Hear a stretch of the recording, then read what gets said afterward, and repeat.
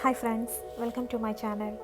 ഇന്ന് ഒരു ഫ്രൈഡേ ഔട്ടിങ്ങിന് വേണ്ടിയിട്ട് ഇറങ്ങിയതാണ്. മസ്കറ്റ് അസേബയിലാണ് ഞാനുള്ളത്. ഞാൻ ഫസ്റ്റ് തന്നെ പോയത് ചായ കുടിക്കാൻ വേണ്ടിയിട്ടാണ്. ഞാനൊരു ഭയങ്കര ചായ അഡിക്റ്റാണ്.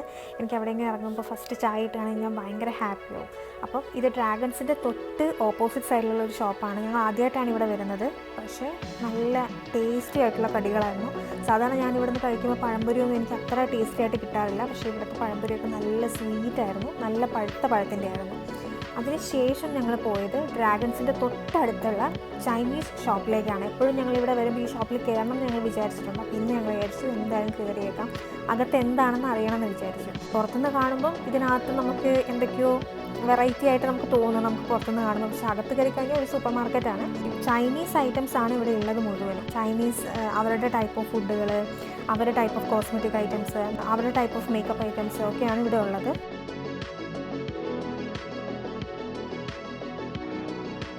ഞങ്ങൾ ഇവിടെ നിന്ന് നമ്മുടെ ചൈനക്കാരനായിട്ടുള്ള ലബുബുവിനെ കണ്ടു. ഞാൻ ഭയങ്കര ഹാപ്പിയായി. നമ്മൾ യൂട്യൂബിലൊക്കെ എപ്പോഴും കണ്ടുകൊണ്ടിരിക്കുന്നതാണ്, പക്ഷേ ഇങ്ങനെ നേരിട്ട് കാണുമ്പോൾ പ്രതീക്ഷിക്കാതെ കയറിയതാണല്ലോ. ചൈനക്കാരൻ്റെ ഷോപ്പാണ്, അതുകൊണ്ട് തന്നെ ലബുബു അവിടെ ഉണ്ടായിരുന്നു.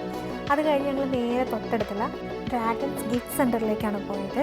ഇവിടെ എന്ന് പറഞ്ഞിട്ടുണ്ടെങ്കിൽ നമ്മൾ നാട്ടിലേക്കൊക്കെ പോകുന്ന സമയത്ത് നമുക്ക് കുറേ ഹ്യൂജായിട്ട് കുറച്ച് സാധനങ്ങൾ മേടിക്കണം, അഫോർഡബിൾ പ്രൈസിൽ വാങ്ങണം എന്നൊക്കെ ഉണ്ടെന്നുണ്ടെങ്കിൽ നിങ്ങൾക്ക് ഈ ഷോപ്പിലേക്ക് പോകാവുന്നതാണ്. അതായത് കുട്ടികൾക്ക് കൊടുക്കേണ്ട ഐറ്റംസ്, കളർ പെൻസിൽസ്, പിന്നെ ഡയറികൾ, കളിപ്പാട്ടങ്ങൾ, പിന്നെ നമ്മളെ ഗിഫ്റ്റ് ബോക്സുകൾ, നല്ല ക്യൂട്ടായിട്ടുള്ള ഗിഫ്റ്റ് ബോക്സുകളൊക്കെ നമുക്കിവിടെ കിട്ടുന്നതാണ്. അതും നമുക്ക് വളരെ അഫോർഡബിൾ റേഞ്ചിലാണ് കിട്ടുന്നത്. 100 to 1 റിയാൽ 50 പൈസ വരെ വരുന്നുള്ളൂ. അതുകൊണ്ട് തന്നെ നമുക്കിത് കുറച്ച് ഹ്യൂജായിട്ട് മേടിച്ചാലും നമുക്ക് അത്യാവശ്യം സാധനങ്ങൾ നമുക്ക് കിട്ടും. അതുപോലെ തന്നെ കിച്ചൺ ഐറ്റംസും നോൺ സ്റ്റിക്ക് പാത്രങ്ങളും ഡെക്കറേറ്റീവ് ആയിട്ടുള്ള പാത്രങ്ങളും ഒക്കെ ഈ ഒരു റേഞ്ചിൽ തന്നെയാണ് വരുന്നത്. ഒത്തിരി വെറൈറ്റീസ് ഓഫ് കളക്ഷൻസ് ഉണ്ടായിരുന്നു ഇവിടെ. അതുപോലെ തന്നെ നമുക്കിങ്ങനെ ഡെക്കറേറ്റീവ് ഐറ്റംസ്, ഓർഗനൈസേഴ്സ്, ഇതൊക്കെ നിങ്ങൾക്ക് കാണാൻ സാധിക്കും. 1 റിയാലിനും താഴെ വരുന്നുള്ളൂ. ഇതുപോലത്തെ കുറേ വെറൈറ്റീസ് ഓഫ് ഐറ്റംസ് ഇവിടെ ഉണ്ടായിരുന്നു. നമുക്ക് നാട്ടിലൊക്കെ പോകുമ്പോൾ ഇങ്ങനെ ഓരോ ബാസ്ക്കറ്റ് ആയിട്ടൊക്കെ മേടിച്ചിട്ട് പോകാൻ ആഗ്രഹമുള്ളവർക്ക് നമുക്കിങ്ങനെ വാങ്ങിക്കാം. അതുപോലെ തന്നെ ഒമാനിൽ സ്റ്റേ ചെയ്യുന്നവർക്കും ഇവിടെ നിന്ന് ഹ്യൂജായിട്ട് ഡിഷ് വാഷർ, ലിക്വിഡ്സ് അങ്ങനത്തെയൊക്കെ വാങ്ങിക്കാനും ഇവിടെ നല്ലൊരു ഷോപ്പാണ്. കാരണം അത്യാവശ്യം വലിയ ക്വാണ്ടിറ്റിയിൽ നമുക്ക് ചെറിയ എമൗണ്ടിൽ കിട്ടുന്നുണ്ട്. അതുപോലെ തന്നെ കോസ്മെറ്റിക് ഐറ്റംസും എല്ലാം ഈ ഒരു റേഞ്ചിൽ തന്നെയാണ് വരുന്നത്. അതുപോലെ തന്നെ സ്പ്രേ ഐറ്റംസ് 500 പൈസേൻ്റെ വരെ പെർഫ്യൂംസ്, ബുഹൂർ ഒക്കെ ഇവിടെ അവൈലബിൾ ആണ്. അത് കഴിഞ്ഞതിന് ശേഷം ഞങ്ങൾ നേരെ തൊട്ടുമുള്ള ഡ്രസ്സിൻ്റെ സ്ഥലത്താണ് പോയത്. ഇവിടെ ഞങ്ങൾ ഈ പോയ സമയത്ത് അത്യാവശ്യം നല്ല കളക്ഷൻസ് വന്നിട്ടുണ്ടായിരുന്നു. നല്ല തിരക്കുണ്ടായിരുന്നു ഷോപ്പിൽ. അതുപോലെ തന്നെ കുറേ ക്യൂട്ടായിട്ടുള്ള ടീഷർട്ട്സും കാര്യങ്ങളൊക്കെ വന്നിട്ടുണ്ടായിരുന്നു. ഞങ്ങൾ ഇതിന് മുന്നേ അവിടെ പോയ സമയത്ത് ഇത്രയും കളക്ഷൻസ് ഉണ്ടായിരുന്നില്ല ഡ്രസ്സിന്. പക്ഷേ ഇപ്പം നല്ല കളക്ഷൻസ് വന്നിട്ടുണ്ട്.